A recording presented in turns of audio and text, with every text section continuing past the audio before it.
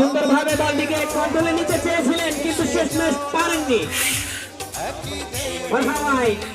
মারিউল মালিকিন শেষমেশ বল সাইডলাইনের বাইরে আউট।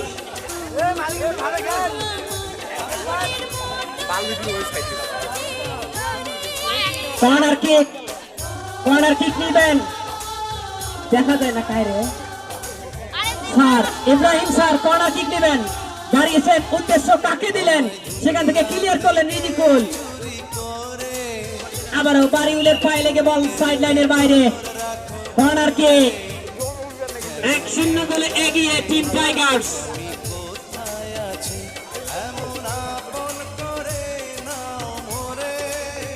আবার কর্নার কিক, ইব্রাহিমের পায়ে বল, কর্নার কিক নেবেন।